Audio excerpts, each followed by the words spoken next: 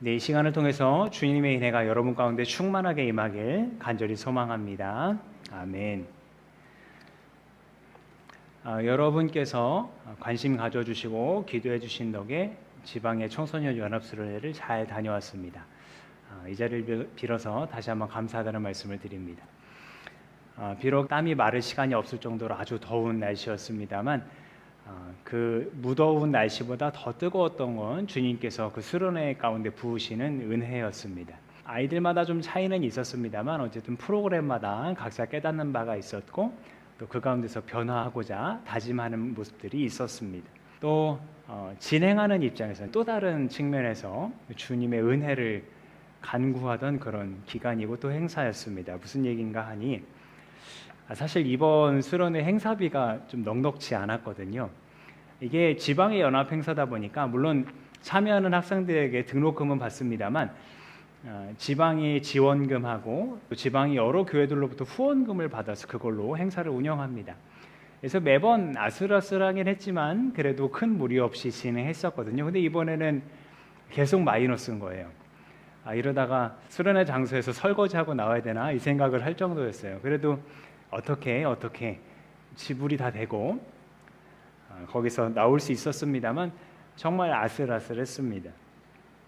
한편으로는 안타깝더라고요. 주님이 사랑하시는 아이들, 그 아이들이 은혜를 받게 하고자 그렇게 준비한 행사인데 왜 돈 때문에 이렇게 마음 졸이고 걱정해야 할까? 안타까운 마음이 들었어요. 어쨌든 행사를 잘 마무리하게 하신 것도 주님의 은혜다 그렇게 고백합니다만 그러면서도 문득 드는 생각이 있더라고요. 이 행사 하나 치르는 것에도 이렇게 돈이 필요하고 마음을 졸이는데 짧다면 수십 년, 길다면 100년을 살아가는 우리의 인생은 얼마나 이 돈이 더 필요할까? 우리는 얼마나 계속 마음을 졸이며 살아가야 될까? 사실 우리가 살아가는데 돈이 필요하다는 건 굳이 깊이 생각할 필요도 없습니다. 근데 다만 이제 교회에서 돈 얘기를 하니까 좀 조심스럽죠. 마치 우리의 욕망을 드러내는 것 같아서 돈 얘기하기가 좀 껄끄럽습니다. 하지만 이것은 어떻게 보면 이제 청빈의 삶을 강조하던 기독교 윤리 혹은 어떤 금욕주의의 영향일 겁니다. 잘 생각해 보시면 돈이 죄가 있을까요? 돈은 죄가 없습니다. 어떤 분은 돈은 중립적이다라고 표현하기도 하더군요. 그래서 이 얘기를 더 하려면 우리는 욕망과 욕구를 좀 구분할 필요가 있습니다. 같은 말처럼 보이지만 욕구는 우리가 삶을 살아가는데 꼭 필요한 것들입니다. 먹고 쉬고 배설하고 더 나아가서 여러 가지 인간관계를 맺고 공부하고 일을 하고 사회생활을 하는 등 이게 욕구가 있어야 우리의 삶을 이어갈 수 있습니다. 그리고 이 욕구를 이어가기 위해서는 어느 정도의 돈은 꼭 필요합니다. 그래서 이 욕구를 통해서 우리의 삶을 이어가게 하기 때문에 여기에서 돈은 수단입니다. 그런데 이 기본적인 삶을 이어가는 욕구에서 지나치면 어떻게 될까요? 이곳에 내가 충분하지 않아서 더 너머를 원하게 된다면 이제 욕구는 욕망으로 변하게 됩니다. 이때 그 욕망을 실현하게 해주는 돈은 욕망을 이루게 해주는 수단이지만 동시에 목표가 되기도 합니다. 명예를 사고 권력을 사고 또 잉여의 부를 축적하고 심지어 시간을 사고 또 인간관계를 사게 하는 그런 능력의 돈이기 때문에 이 돈을 향한 욕망은 끊임없이 계속 일어납니다. 여러분 록펠러라는 사람 들어보셨을 거예요. 미국의 석유 제왕인데요. 미국 역사상 가장 부자였다고 하죠. 이 사람이 한때 조금만 더 병에 걸렸었다고 합니다. 사람들이 당신 이렇게 부자인데 얼마나 더 벌려고 합니까? 그러면 늘 하는 대답이 조금만 더였다고 해요.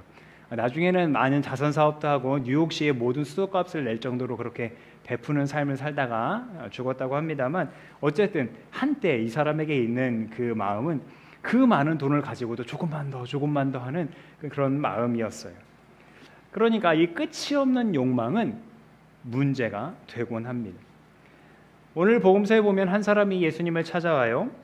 아마 유산을 나누는 과정에서 문제가 있었나 봅니다. 예수님한테 찾아와서 예수님 내 형제한테 가서 그 재산을 좀 나누라고 좀 말씀해 주십시오.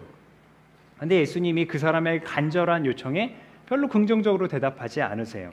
대신 한 비유를 들려주시죠. 어느 부자가 있었는데 많은 소출을 거두었답니다. 부자니까 뭐 창고도 많았을 테고 하겠지만 워낙 많은 소출을 거두다 보니까 그 소출을 다 거둬둘 데가 없는 거예요. 그래서 이 사람이 궁리하다가 새로 창고를 짓자 이렇게 생각을 합니다. 그러면서 이제 신이 나서 얘기하는 거예요. 영혼아, 영혼은 스스로를 가리켜 말하는 거예요. 영혼아, 여러 해 동안 쓸 많은 물건을 쌓아뒀으니 너는 마음 놓고 먹고 마시고 즐기자라면서 속으로 생각하는 거예요. 근데 그때 하나님 말씀하시는 거죠. 우리 근엄하게 한번 같이 읽어볼까요? 시작. 어리석은 사람아, 오늘 밤에 내 영혼을 내게서 도로 찾을 것이다. 그러면 네가 장만한 것들이 누구의 것이 되겠느냐? 그렇게 가득가득 쌓아놓고 이제 남은 인생을 즐길 거야 호언장담했지만 오늘 밤 당장 이 세상을 떠난다면 그 창고에 쌓아놓은 것이 도대체 무슨 소용이 있겠습니까? 바로 이것이 예수님께서 비유를 들려주시기 전에 하셨던 말씀의 의미예요. 재산이 차고 넘치더라도 사람의 생명은 거기에 달려있지 않다고요. 동일한 의미의 말씀을 오늘 시편 말씀에서도 우리가 볼 수 있는데요. 이 말씀 같이 읽어볼게요. 시작. 아무리 대단한 부자라 하여도 사람은 자기의 생명을 속량하지 못하는 법, 하나님께 속전을 지불하고 생명을 속량할 사람은 아무도 없다. 누구나 볼 수 있다. 지혜 있는 사람도 죽고 어리석은 자나 우둔한 자도 모두 다 죽는 것을, 평생 모은 재산마저 남에게 모두 주고 떠나가지 않는가. 아멘. 그러니까 오늘 복음서의 이 비유 속의 사람은 이 진리를 깨닫지 못한 어리석은 사람이었어요. 그런데 이것을 깨달았던 사람이 있었으니 바로 가장 지혜롭다고 알려진 솔로몬 왕이었습니다. 그가 말합니다. 헛되고 헛되다, 헛되고 헛되다, 모든 것이 헛되다. 지혜자였고요. 강력한 왕권을 가지고 있는 사람이었는데 그가 다스렸던 세상의 수고가 헛되다고 그렇게 고백을 했습니다.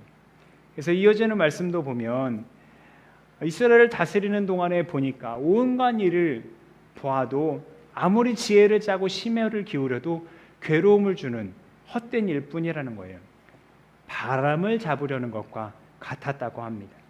평생의 괴로움과 슬픔뿐이고 밤에도 쉬지 못할 정도라고요. 그러니까 세상에서 수고로 이룬 것들이 내가 영원히 누릴 수도 없는데 그 뒤에 그것을 이어갈 사람이 지혜로운지도 알지 못하는 판에 너무 허무하다는 거예요. 다 내가 이룬 것들이 헛되다고요. 게다가 지혜롭다, 슬기롭다 한 사람들이 이루어 놓은 것들을 수고하지 않은 사람이 누리는 것만 같을 때는 더 헛되기만 합니다.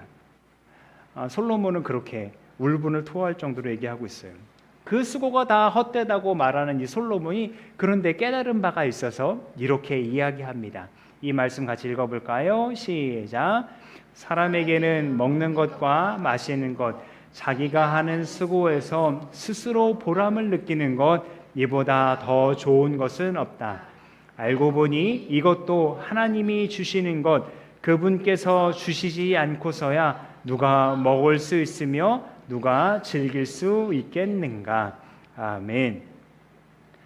그러니까 삶을 누릴 욕구와 그 욕구를 통해서 삶을 이어가게 하는 것은 하나님의 공급하심으로 가능하다는 거예요. 하나님의 전적인 공급하심으로요. 그것을 넘어서는 탐욕을 추구해봤자 그 끝은 모두 허망할 뿐이라고 얘기하고 있는 겁니다. 이런 맥락에서 볼 때 예수님께서 재산 분배를 요청하러 왔던 그 사람에게 온갖 탐욕을 멀리하라 단호하게 꾸짖으셨던 것의 의미를 우리가 생각해 볼 수 있어요. 자, 탐욕을 멀리해야 하는 이유는 이것이 우상 숭배가 될 수 있기 때문에 그렇습니다. 사도 바울이 한 이야기, 우리에게 주신 말씀을 다시 한번 읽어볼까요? 시작.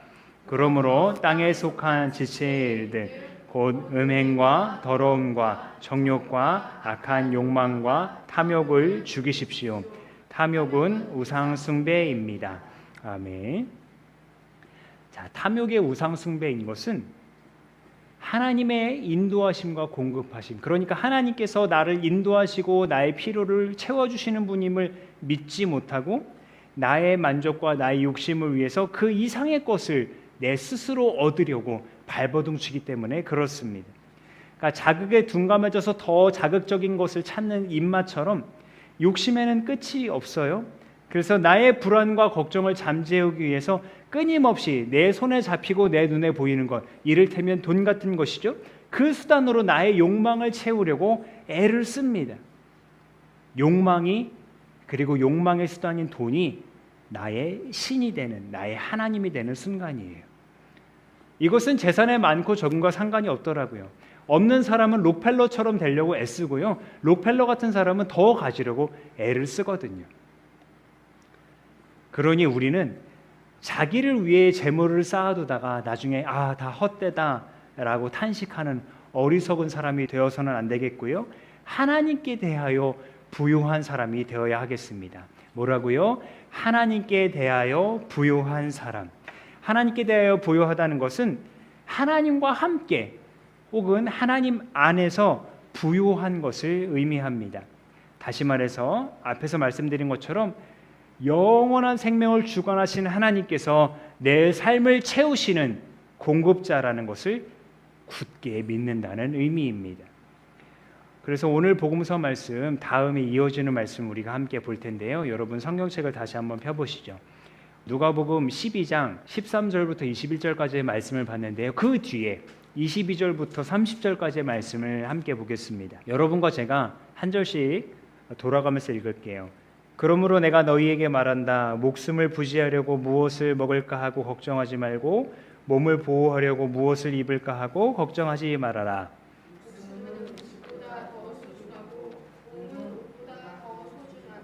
까마귀를 생각해 보아라. 까마귀는 씨를 뿌리지도 않고 거두지도 않고 또 그들에게는 곳간이나 창고도 없다. 그러나 하나님께서 그들을 먹여주신다. 너희는 새보다 훨씬 더 귀하지 않느냐? 너희 가운데서 누가 걱정한다고 해서 제 수명을 한순간인데 늘릴 수 있느냐? 너희가 지극히 작은 일도 못하면서 어찌하여 다른 일들을 걱정하느냐? 백합꽃이 어떻게 자라는지를 생각해 보아라. 수고도 하지 아니하고 길쌈도 하지 않는다. 그러나 내가 너희에게 말한다. 자기의 온갖 영화로 차려입은 솔로몬도 이 꽃 하나만큼 차려입지 못하였다. 믿음이 적은 사람들아, 오늘 들에 있다가 내일 야국에 들어갈 풀도 하나님께서 이와 같이 입히시거든 하물며 너희야 더 잘 입히지 않으시겠느냐? 그러므로 너희는 무엇을 먹을까 무엇을 마실까 하고 찾지 말고 염려하지 말아라. 같이 읽습니다. 이런 것은 다 이방 사람들이 추구하는 것이다. 너희 아버지께서는 이런 것이 너에게 필요하다는 것을 아신다. 아멘. 그래서 우리가 세상의 것이 아닌 하나님의 나라를 구할 때 우리에게 모든 것을 더하신다고 약속해 주시는 겁니다. 벽을 마련하느라 빈주머니가 무겁다. 이 말처럼 물질에 대한 욕망은 빈 주머니처럼 허무함만 던져줄 뿐입니다. 그러나 그 빈 주머니가 무겁다는 것처럼 이 탐욕의 결과를 책임지기 위해서 또 헛되이 수고를 해야 되는 것이 이 세상의 일입니다. 하나님 없이 세상 일들을 욕망하는 건 솔로몬의 말처럼 마치 바람을 잡으려는 것 같이 그렇게 헛됩니다. 모든 수고가 헛됩니다. 돈을 많이 가져서 내가 원하는 집에 살고 내가 원하는 차를 끌고 또 내가 원하는 것을 먹으며 내가 원하는 모든 것을 이루어 행복한 삶을 그렇게 살아갈 것 같지만 인생의 주인이신 하나님을 놓치는 순간 그분 안에서 부유하지 못하면 그 탐욕은 우리를 어리석게 만들 거고요. 우리를 영원한 곳에 이르지 못하게 하는 장애물로 작용할 뿐입니다. 그러니 우리가 서신서에서 본 사도 바울의 권면처럼 그리스도를 통해 구원받은 자답게 이 땅에서 허무해질 것에 매이지 말고 위의 것들을 바라보면서 새 사람으로 살아가시면 좋겠습니다. 참된 행복은 내가 바라는 대로 이루어지는 욕망의 결과에 있지 않고요. 공급자이신 하나님을 신뢰하면서 그분과 그의 은혜를 알아가는 곳에 있습니다. 기도하겠습니다.